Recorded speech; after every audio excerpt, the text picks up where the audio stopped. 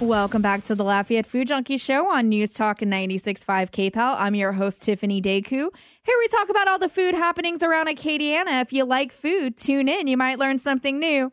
I am in a turkey coma. I'm sure that most of you out there listening are also in a coma from the amount of food that we had for Thanksgiving. Bob, You're with me. We're both like so full. Like we both were talking about after the show that we want to go get salads. Yeah, something light. Like please. We're going to Jason's Deli after the show and we're hitting up the salad bar.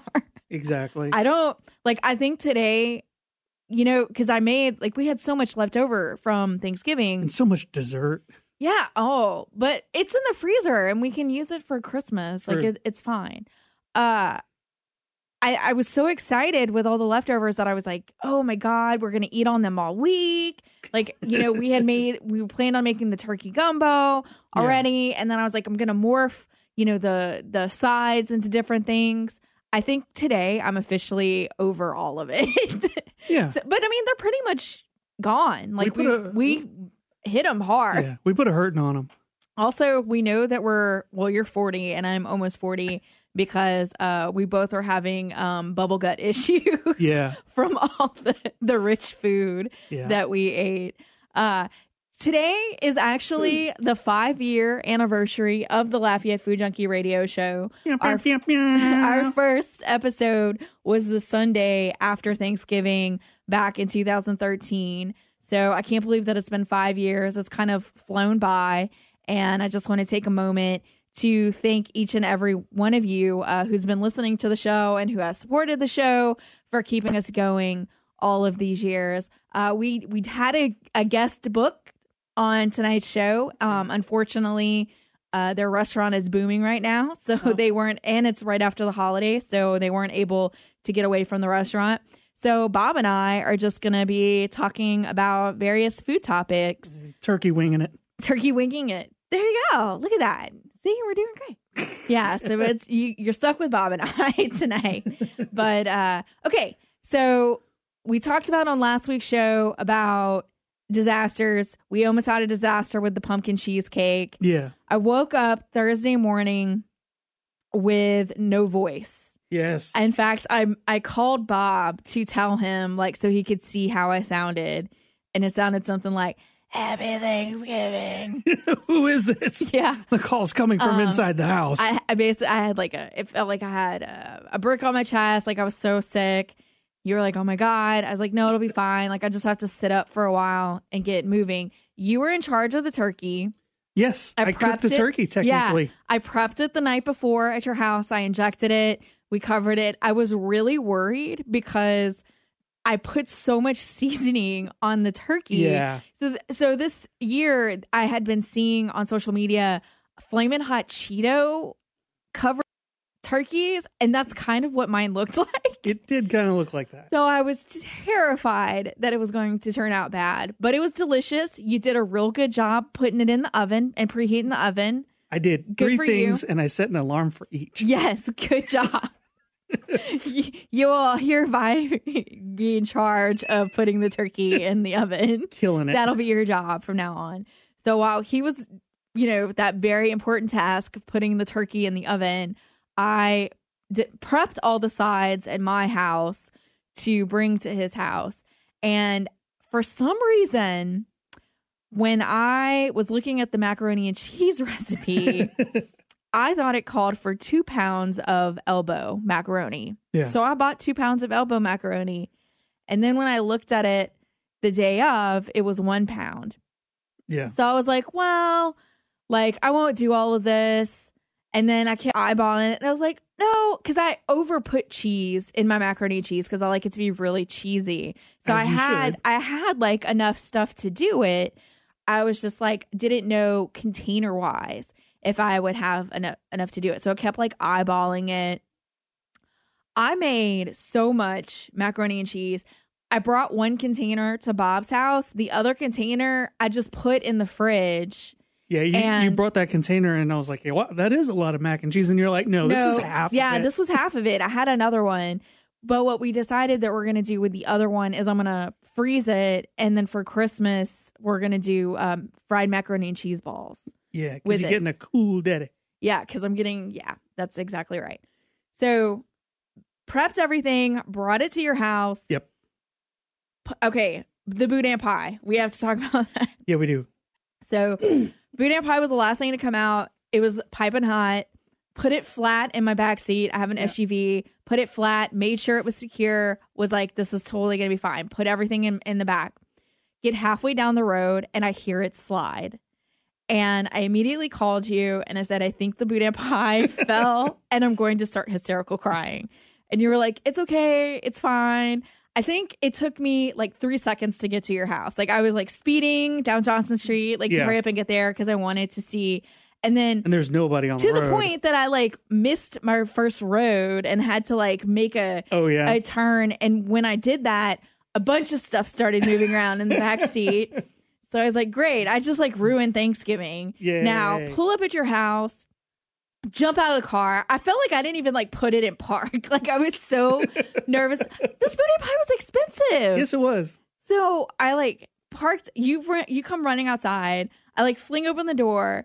And it's like a miracle. Yeah. The Boudin pie did fall, but it fell flat under the car seat. Yeah. So it was only smushed a little bit. Yeah. Luckily, I took a picture before we left the house of the finished product.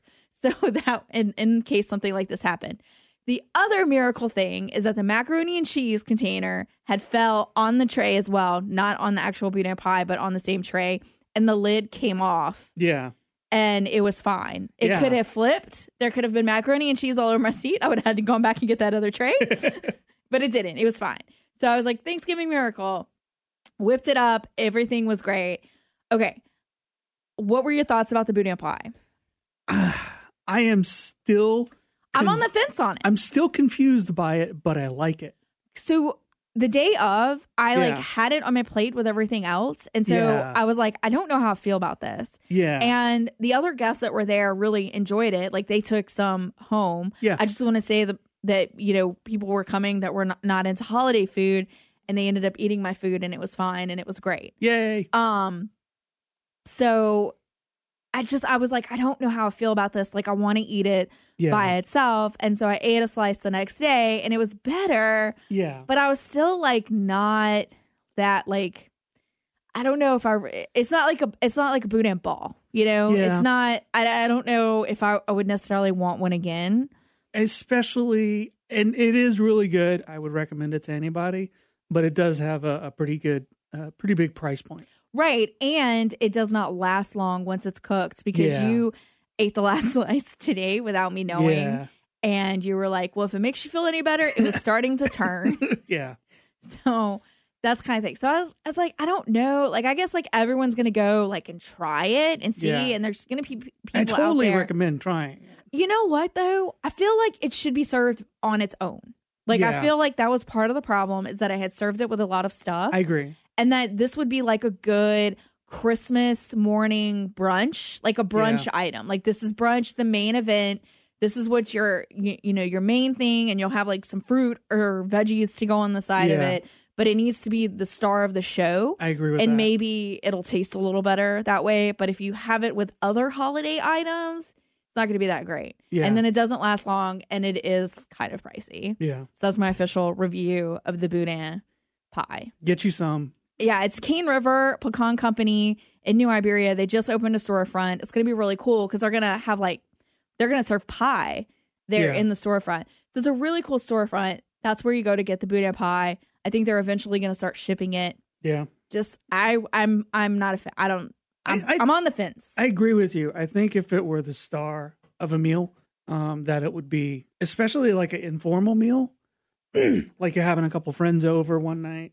I think that it would be a phenomenal, but not as like a side.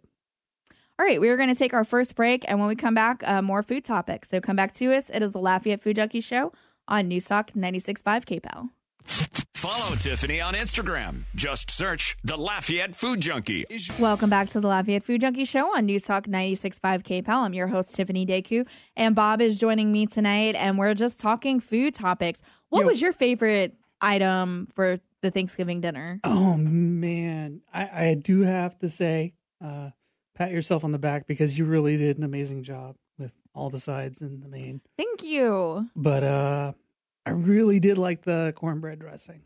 See, I liked it, but my only complaint was I felt like it needed salt, and I was too scared to over season it. So I ended up not salting it because it had been so long since I made it. I couldn't remember how salty and seasoned the rice dressing mix is that I use with it.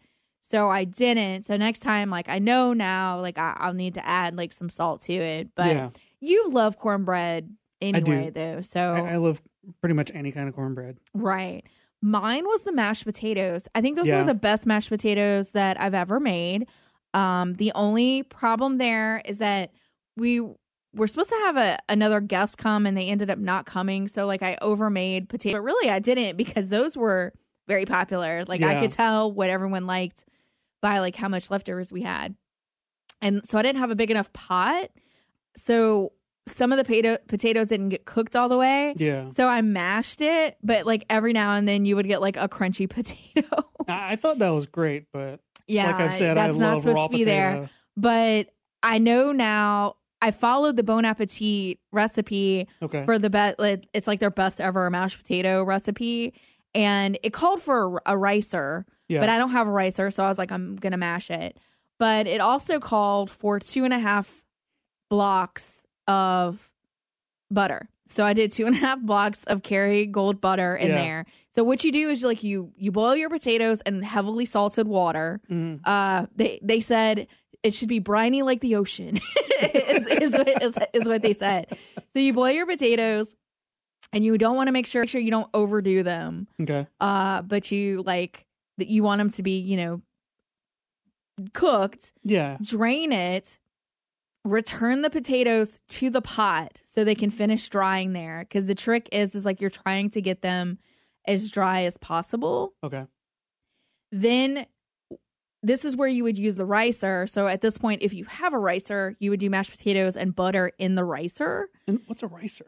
It's like it kind of like thinly dices the mashed potatoes. Like it's like super fine.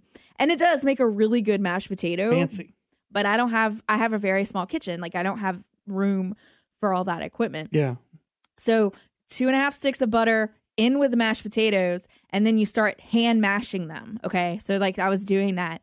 And at that point they were pretty liquidy. Yeah. And they're going to be more liquid at first because the idea is like, you're not going to be serving them right away. And as they sit, they're going to firm up.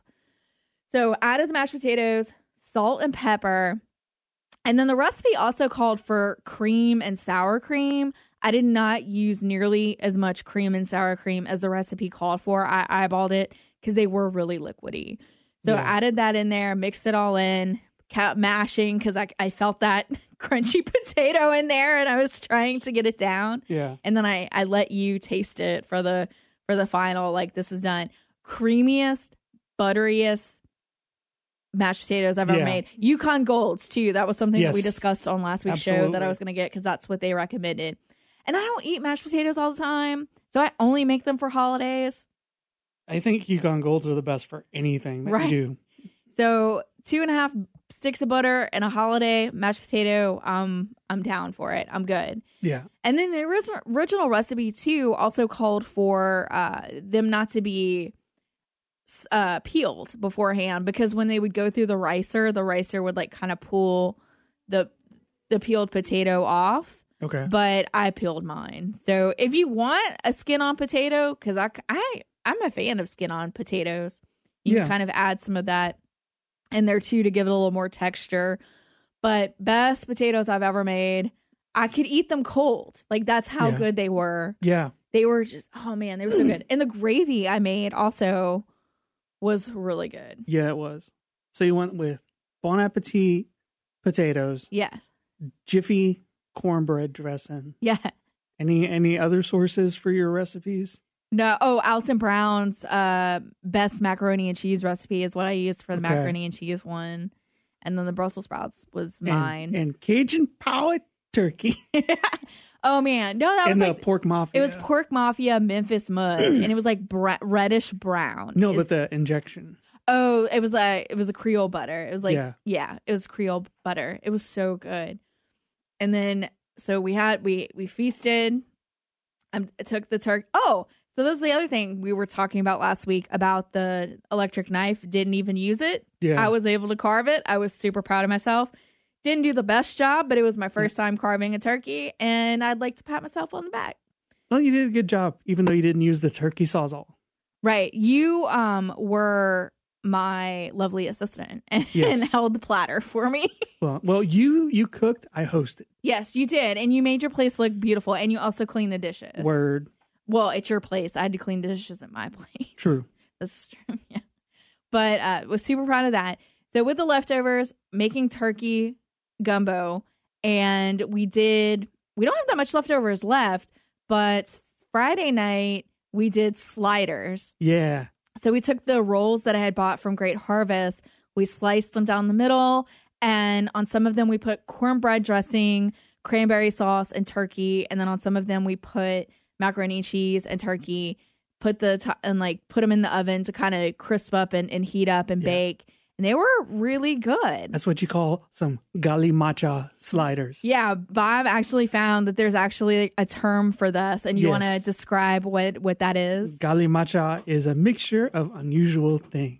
I learned that from following Center for Louisiana Studies on the Facebooks. I know, and I'm glad that he said it because I was gonna butcher it. See, I had already forgotten how to say it. Yeah, I don't know if it's just food related.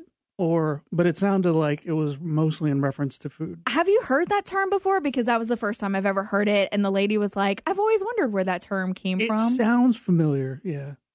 Yeah, I've never heard it before. So I don't know. But it was delicious. Yeah. And then for Black Friday, I bought an Instapot.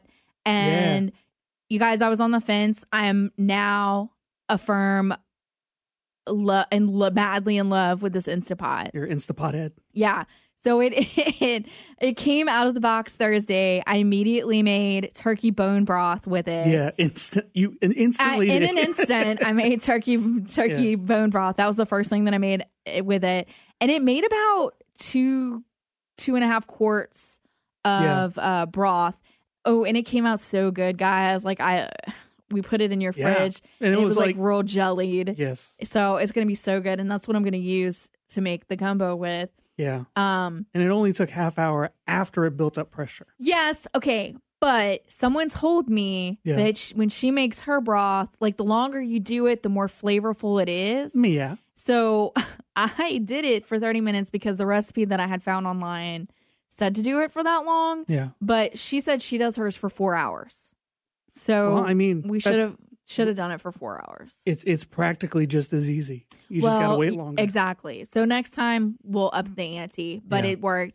And I was so excited about that the next day I went home and cleared out. I watched this tasty video one time that said, keep your veggie garbage, like the tops of celery and the tops of carrots and and onion peels and all that stuff to make broth with. And then I would also store bones. If someone ever looked in my freezer, they would be so weirded out with some of the stuff that's in there. Well, it's my freezer is becoming that way. Right. So. Well, your freezer is now my freezer. I basically have 2 freezers now. So I had this giant bag that's been sitting there that I was going to make broth in my slow cooker. It never happened. I was like, nope, we're going to do this. Took it to your house, did the veggie stock, made 2 quarts of veggie stock, which smelled wonderful. It smells like veggie soup. Yeah, so totally ready. did. The only thing, I need to get plastic containers to go in the and you totally called it too. Totes. You were like, it's gonna bust in there, and I was like, no, I'm cooling it before it went in there.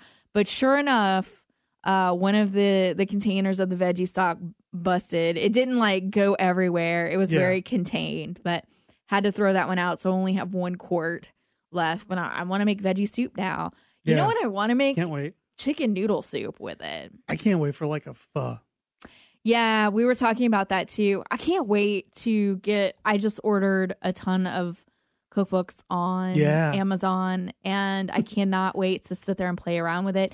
And I want to do the stuff that you don't expect. Like, you can apparently make vanilla extract too. So I really want to try to make homemade vanilla extract. Well, you said you could make cheesecakes in it. Yeah, that's actually like one of the popular desserts is to make in there is cheesecake. Because there's cool. a certain kind of cheesecake where you have to boil it. Like, you have to put it in a steam bath. And that's kind of what this is. And I was also thinking about today, because there's a steamer capability on it, that we could do dumplings. Ooh. We can make dim sum dumplings with it. You know what? We should make flan. Yeah, we could do that with it too. I'll have to find a recipe. But yeah, like there's like all kinds of stuff that I didn't think that we could do. I'm going to be making rice with it because I'm getting rid of my rice cooker now. I got my Hitachi Chime-O-Matic. Well, you can keep that. Yes, that's very like that's the family heirloom. Yes, it is. Yeah, that and your Magnolites. It is. So I will totally, we'll see what happens with that tomorrow. But I'm super excited. So if anyone's listening and you guys have something that I have to try with the Instapot, email me at Lafayette Food Junkie. It's JUNKIE@gmail.com. I'm hooked. Like, I want to cook everything in there. I'm like trying to figure out how many things that I can cook in there. And I have this cookbook, Nom Nom Paleo. Yeah. And a lot of her recipes she uses an Instapot for. In fact, she's one of the cookbook authors that kind of made Instapots famous. That's cool. So I'm excited to be able to use her recipes in there too. So I really want to do red beans and rice. And just for anybody that's never heard of it, Instapot, it's basically like an updated pressure cooker. But it also it seems slow a bit cooks. Safer. Yeah, it slow cooks as well. You can saute. The other thing that's nice is that, so a lot of slow cooker recipes, like you have to brown your meat first and then you put it in there. You can brown your meat in the Instapot. Ooh. Like it has that capability. I've also heard that you can maybe not bake bread in it, but proof bread in it to help it rise. Like if you need that warm, moist environment for the bread to rise, like it'll help with that too. Interesting.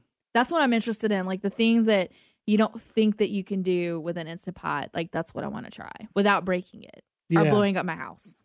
All right, we're going to take another break. And when we come back, more topics. So come back to us. It is the Lafayette Food Junkie Show on News Talk 96.5 KPEL. Go along on all of Tiffany's food adventures. Like the Lafayette Food Junkie Show on Facebook. Welcome back to the Lafayette Food Junkie Show on News Talk 96.5 KPEL. I'm your host, Tiffany Deku, and we're talking with Bob, getting you through your turkey hangover. I'm still getting used to the music that they've put on the show. We have like intro music now, and then we have outro music to commercial breaks, and I'm still getting used to it. And something called Garbage Rock. Right. The Garbage Rock got us into the show, and then that one was Feathers and Leather. I don't know. As you do. I don't know. Who knows? So New York Bagel Company announced today that at 5:00 they were closing their doors. And so as of right now, our only bagel game in town is 114 Bagel Company. Yeah. And Mark Whitney came on the show like 2 weeks ago. Unfortunately, his entire segment did not air. Oh, yeah. So everyone missed it. But he's doing bagels, New York style bagels. And he's been doing them at the horse farm for the past, I want to say he's been doing it for 2 months now. So you can only get them on Saturdays. Yeah. And he's been selling out every Saturday. Well, when he came on the show, he brought us a new bagel that he was working on, which was inspired by gumbo. Yeah, the Trinity. Yeah. So it has like sassafras in it and has some other things. And he does, just straight up bagels. Like you can just get a bagel with a schmear. Or you can get sandwiches, like he does different sandwiches. So he was talking to us about, he was thinking about taking that gumbo inspired bagel, and he hated calling it that because people get very protective of gumbo. And then we were also talking about on that show about how he's tired of like people turning things into other things. And I was like, well, you're doing it with this bagel. Yeah. But anyway, he was planning on making a sandwich with it that had andouille and potato salad on it, reminiscent of potato salad, and then the sausage and a gumbo. So, and I think it's called like Sweater Weather is the name of the sandwich. Okay. So I wanted to try it because I really love trying new things. Didn't get to go the Saturday after the show, though you went and got a blueberry bagel. It was awesome. Without me. Yeah. And you said it was really good. And then you got me another one this Saturday. So this Saturday, I was able to go to market. You got another blueberry bagel. Yeah. I got the sweater weather. It was pretty good. Like, it was potato salad on a bagel. And I mean, it was like, I enjoyed it. Yeah. I felt like it was missing something. And I was kind of wondering to myself what it would taste like with a poached egg or a fried egg on top, like a little runniness. And again, that's playing into with the gumbo, like eggs in a gumbo kind of thing. But I felt like it needed something else on it, but it was pretty good. Posted it on Facebook. Yeah. People were not happy. No. And again, going back to people being very protective about what gumbo is, they were not happy about it for the most part. But it was delicious. I will definitely try it again. Yeah. I am definitely getting bagels. That's what we decided we're going to do for Christmas morning this year is we're going to get bagels and schmear. But man, so if you're interested, you can get it at the farmer's market. Yeah. Really good price. Great breakfast. He also said that he's going to be, for the holidays, taking order. So if you want to purchase a lot, in case, because they've been selling out every market, they've sold out so far. So if you don't want to chance that, you can contact them, and they're on Facebook and Instagram. It's 114 Bagel Company. Yeah, and you can check them out and get a bagel. They're pretty darn good. Yeah, and they're it's just a regular good bagel. See, I'm not a fan of a sweet bagel. I like an everything bagel, which is what he does. Which is so interesting because you hate onions. Yeah, I don't. I like an everything bagel, and I like plain. I really like sesame seed bagels. Yeah, like I like those with like cream cheese, like garlic and chive, cream cheese. That's like my jam. For me, it's either plain or blueberry, and only plain cream cheese. Anything else is sacrilege. Okay, well that's good to know because I'm just gonna get everything bagels and blueberry bagels for Christmas. Then I can't wait. Yeah, so you can have like one or the other, and then our other guest that is coming. Because I was also thinking about getting smoked salmon to go on it because I found that brand that I like, but I don't know. We'll see. Exactly. So we also checked out WingFingers again. Yeah. And we got chicken sandwiches this time. Yeah. So they have their chicken sandwiches called the Basic Bee or I think it's like Angry Bee. Okay. So the Basic Bee is either fried chicken, a hamburger, or grilled chicken, which is what you got. I got fried chicken though. Yeah, you got fried chicken. And then I got mine, like any of their wing flavors you can get on a sandwich, and that's what I got. So I got buffalo fried chicken. Best fried chicken sandwich I've ever had. Yeah, crazy good. Yeah, you were kind of like Chick-fil-A can suck it. Yes, basically. Was your official review of the chicken sandwich. Yes. We also got the team porch fries. Yeah. That were also delicious. They have like this spicy queso that they're kind of like swimming in. It kind of like wraps its way. It hugs the macaroni cheese. It hugs the French fries. And it didn't really make them soggy. Right. Fried jalapenos, which I didn't think I was going to like as much as I did, but I could only eat a few because they were very spicy. Yeah. And then fried egg on top. Yeah. Which I was surprised you went for because you're kind of weird about your eggs. It's hit or miss. Yeah, but they were delicious. Yeah, so they were. A chicken sandwich is something that I normally do not order from restaurants. Like it's not like a thing. I have to kind of be in a mood for it. And usually when I'm in the mood for a fried chicken sandwich, it's like a drive-thru. Like it's Chick-fil-A is where I go. Exactly. I would have never thought to go there and get a fried chicken sandwich, and now I think I liked it better than the wings. Like, I think I will only get I did chicken sandwiches from there from now on. And the bread was like that super toasted bread. It was so yummy. I highly recommend it. Yeah, it was. I think we were all like super satisfied. Side note. Kids at restaurant. Oh, yeah. So Bob's son came with us. Yeah. And Bob's kind of anti cell phone. I mean, iPad watching at the table. I'm for it, but I just I think that you need a mixture of some cell phone time and some non-cell phone time. And we were the only ones in the restaurant. Yeah. And I mean, he's been off of school for a week. Yes. So he was super hyper. And there was this one point where he was pretty much dancing at the table. Yeah. And I mean, if there would have been other people in the restaurant, do you think that you would have like told him simmer down more? Oh yeah. Yeah. Would that have been a point where the cell phone or the iPad would have came out? I would have tried to get him to simmer down and then break out the Paw Patrol. See, that's I get it. Like I'm with you with that. Like I hate seeing the kids at the table with the iPads.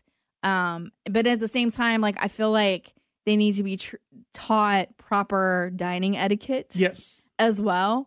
Again, it was a wing place. We were the only ones in there. Yeah. Let them go crazy. Yeah. But and earlier we were at the art bazaar with him and he was bored out of his mind and I was like, no, this is your job right now. Let's go over there, be good and be bored. Yeah. Again, you were like no cell phone or iPad time. Yeah. So it's like, it's hard. Being an adult is hard.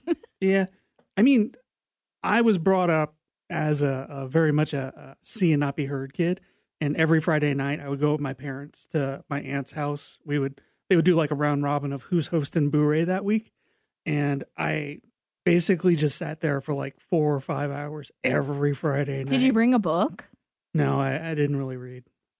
What did you do? Just sat there? I just sat there and was bored and listened to them talk in English. And then when the stories got good, it went into French.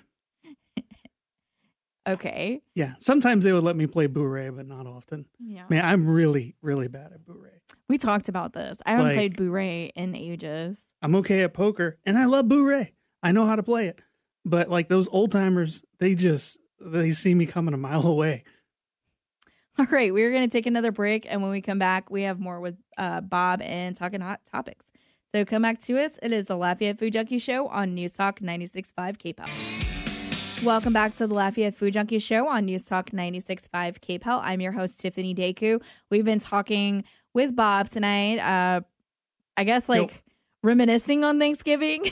Yes. I guess you could say, getting you through the turkey hangover. I think we're both suffering from the itis. Yeah. Right now. Pretty bad. Thanksgiving leftovers group therapy right now. Right. Exactly. I feel like that's what's happening. You actually came across something on social media that was kind of cool for people who maybe want to get rid of their leftovers is have Friendsgiving the Sunday after Thanksgiving. Yeah. And you seem like a really good idea to, because you have your family on Thursday. You can get together on Sunday night and have a Friendsgiving and everybody could.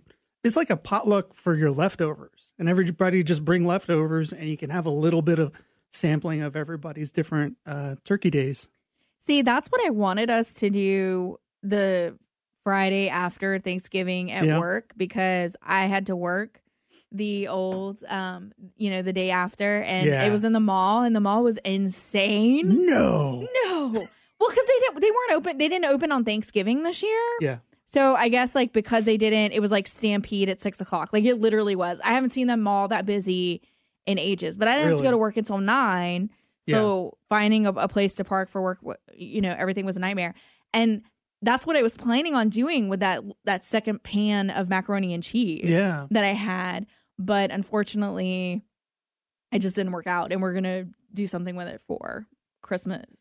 Eve. So we're gonna fry it. Yeah, we're gonna I was looking everywhere about how to reheat macaroni and cheese, because it's hard to reheat it because like the cheese and the oil it separates, and so it's kind of, so I was looking at a couple things, and a lot of the best things that I saw to do were just make fried macaroni and cheese balls. I mean, that sounds awesome. And I'm getting that fried, like Cool Daddy. Yeah. So we'll be able to take advantage of it. And he already had panko on top of it. Right. And that was my whole thing too. I was like, I have everything to do it. Yep.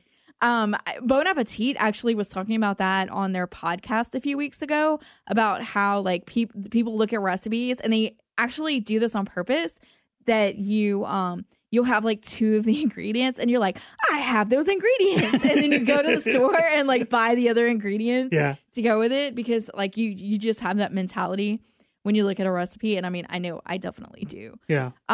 Okay. So I also saw today, you know, whenever you shop at stores like TJ Maxx or Marshall's and they have like gourmet food section. Yeah. And I always kind of pass over it because the theory is that those were like the rejects from other stores and they kind of sell it there at a discounted price. Whole bunch of summer sausage. That is actually not true. Okay. The article that I read today was saying that companies specifically make those gourmet foods for those type of stores, and then they mark down the price to make you think that it's a deal.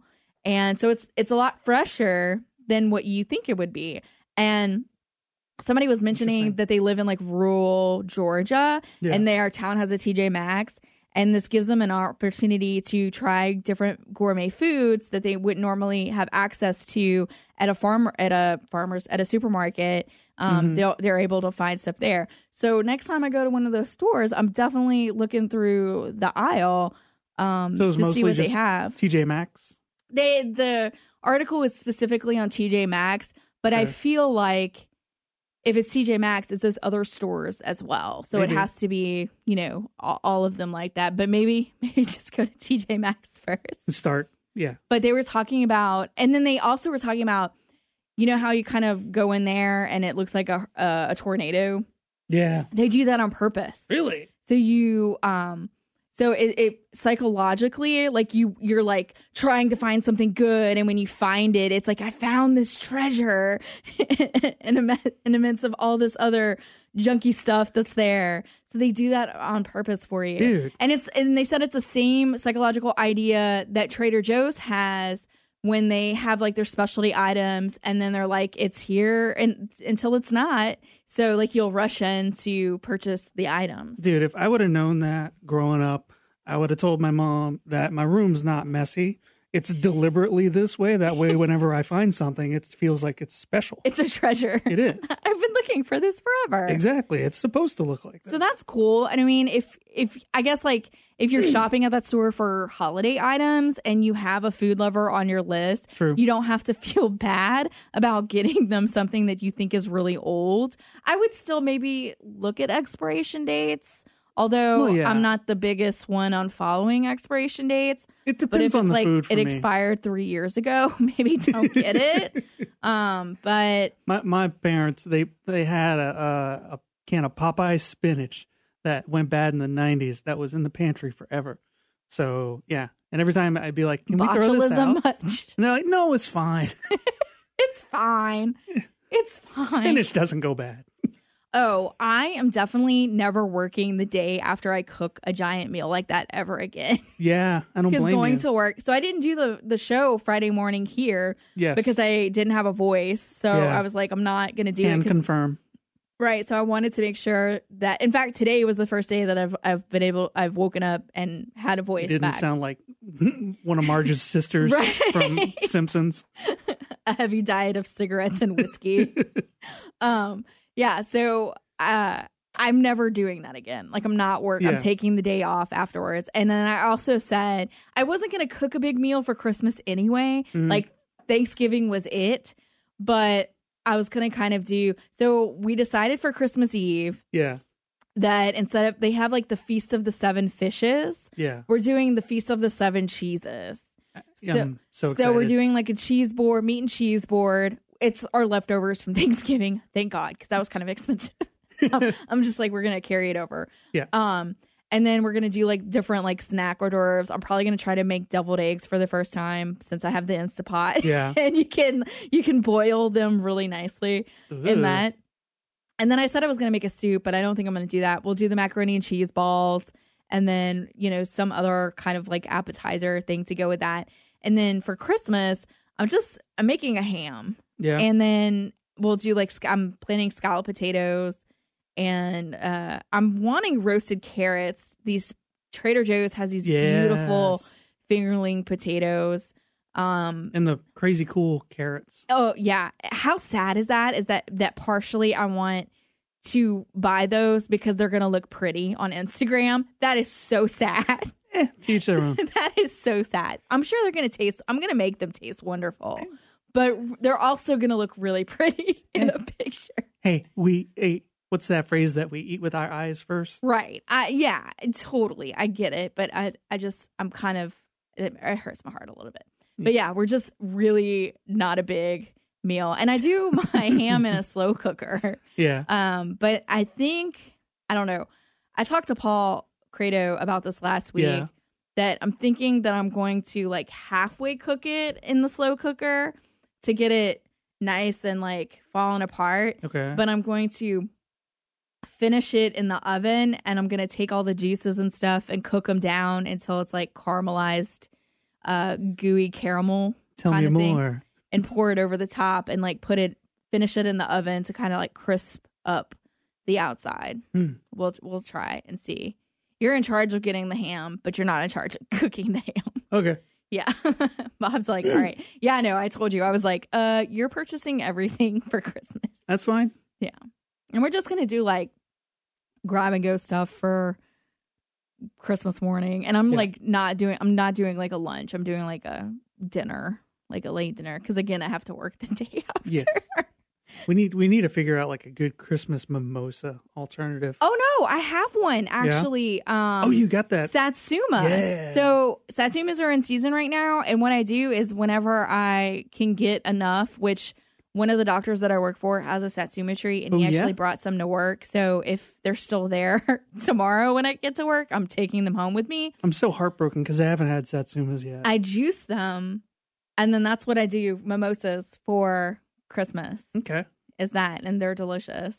And I'm also going to be doing that Mexican hot chocolate, but we need to have a trial run with that. We're going to have another cold snap. Another cold snap's coming next week. Yeah. So I'll be able to do a trial run with that Mexican hot chocolate. Okay. For that. So anything's got to be better than a Mid-City mimosa. What's a Mid-City mimosa? It's a New Orleans thing. It's usually it's either the cheapest orange juice or Sunny D and High Life. Really? Yep, that's a Mid-City mimosa. That sounds gross. It's fine. It's fine. That sounds sad. It's kind of like the what's the Bloody Mary alternative we had at Key Mexico? It's like a Micheladia. I probably butchered that pronunciation of that. So good. Yeah. All right. We have about 2 minutes left of the show. Mr. Artist, there's an event happening this Thursday that you're taking me on a date night to. I'm so excited. Yes. And it's combining art and dance and food. And they have you can look it up. The art event, the dance is Surface, and it's being through Basin Arts with Claire Cook. And it's going to be Wednesday, Thursday, and Friday at the ACA.